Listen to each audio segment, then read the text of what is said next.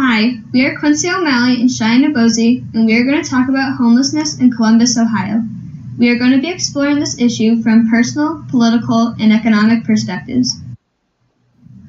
First, we are going to start from a personal perspective using an interview with Bobby Jean Brown Manning, a current Columbus citizen experiencing homelessness.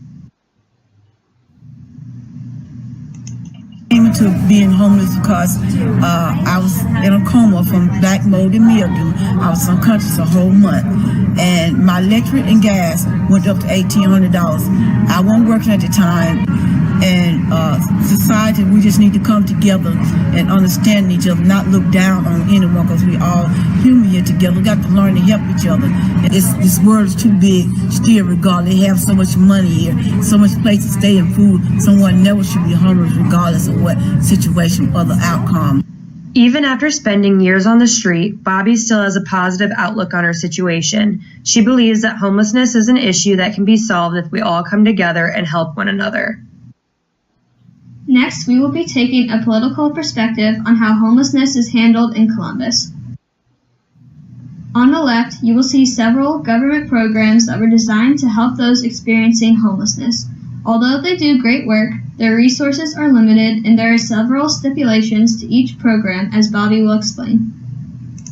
And I tried to get help from the places like Salvation Army, from the HEAT program, from PIP program, but they said they could help you with so much and half they couldn't help you with. So I tried all my best to get help from all the places that gives out help, that places that does help you, like the welfare office and all that. And now these days you have to have kids. I'm living by myself. You have to have a child in order to get help from certain places.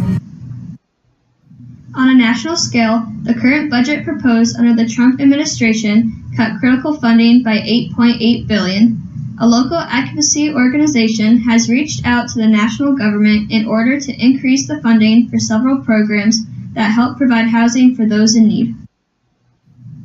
Finally, we will be talking about homelessness from an economic perspective. Starting with the Ohio Housing Trust Fund, they help stimulate the economy and create jobs. Although the Housing Trust Fund handles large amounts of money and resources, the majority of their work assists those with lower income and not those who are necessarily homeless. For those who are currently homeless, the Columbus budget goal of 2017 was to support 6,000 homeless citizens through programs such as rental assistance, creating new affordable housing, and rehabilitation of current units. So why does this all matter? Homelessness in Columbus can be expanded to other areas in a variety of ways. First, Bobby will give you her take on what areas are most affected by homelessness. This town has a lot to offer compared to where I'm from. I'm from a small town in Mississippi, and it's very small. You don't see homeless people. The only time I ever seen someone homeless when I moved here to Columbus.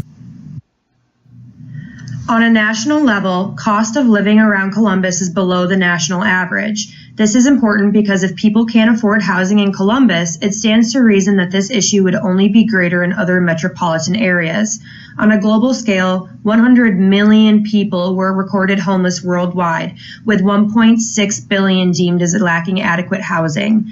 Approximately 0.5% to 1% of the U.S. population are homeless. This is in comparison to the 0.2% of the French and 6.1% of the Indian populations. If there are not enough resources in the U.S. to cover our citizens, then it can be assumed that the rest of the world is experiencing a shortage of resources also. Finally, we are going to cover the ethical implications of homelessness. Without proper solutions, homelessness rates will only continue to increase. As these rates increase, so will the stratification of societal groups on a micro scale, further dividing the groups with resources from those who need them. The same can be said for the effect of uneven globalization rates on a macro scale. We will leave you with some inspiring words from our dear friend Bobby. My opinion about homeless being called a society issue.